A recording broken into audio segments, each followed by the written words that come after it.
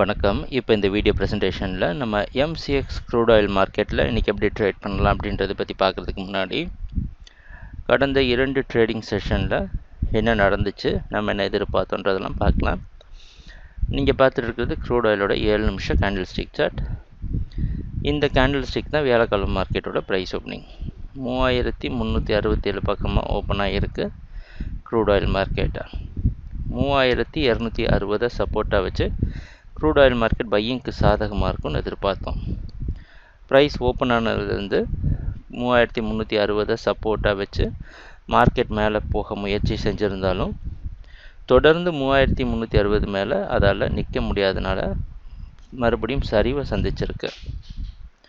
3320 ஒரு நல்ல சப்போர்ட் கொடுத்து ப்ரைஸ் க்ளோஸ் ஆனது 320க்கு மேலே அன்றைக்கி க்ளோஸ் ஆகிருக்கு. ஓரளவு ப்ராஃபிட் புக்கிங் நடந்திருக்குன்னு சொல்லியிருக்கலாம். ஆனால் ப்ரைஸ் க்ளோசிங் 320 மேலே க்ளோஸ் ஆனது பையர்ஸுக்கு பாசிட்டிவான விஷயமாக அமைஞ்சிருந்தது.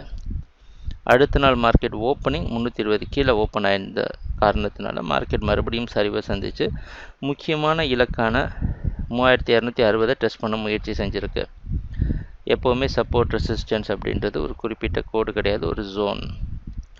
அதனால் முழுமையாக அதை டெஸ்ட் பண்ண முடியாமல் 3272 பக்கமாகவே வந்துட்டு மார்க்கெட் ஒரு சப்போர்ட் எடுத்து 3320 தொட்டுட்டு கீழே வந்து க்ளோஸ் ஆகிருக்கு. இதுதான் நேற்று மார்க்கெட்டில், அதாவது வெள்ளிக்கிழமை மார்க்கெட்டில் இருந்த முழுமையான ப்ரைஸ் ஆக்ஷன்.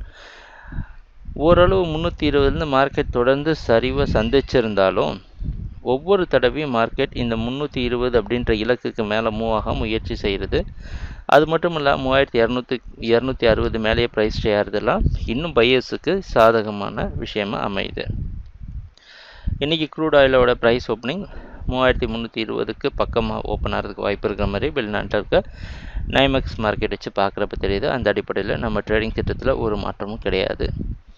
3260 சப்போர்ட் வச்சு தொடர்ந்து மார்க்கெட் பையிங்க்கு சாதகமாக இருக்கும்னு எதிர்பார்க்கலாம். 3250 பக்கமாக ஸ்டாப் லாஸ் போட்டு ட்ரேட் பண்ணுங்கள். 260 விட்டு கீழே வந்துடுச்சு அப்படின்னா ஓரளவு நம்ம பொறுமையாக மார்க்கெட்டோட ப்ரைஸ் ஆக்ஷனை பார்த்துட்டு தான் முடிவு பண்ண முடியும். தொடர்ந்து க்ரூட் ஆயில் பையிங்க்கு சாதகமாக இருக்கும்னு எதிர்பார்க்குறோம். எங்கள் வீடியோ ப்ரெசன்டேஷனை தொடர்ந்து பார்த்துட்டு வந்ததுக்கு மிக்க நன்றி, மகிழ்ச்சி, வணக்கம்.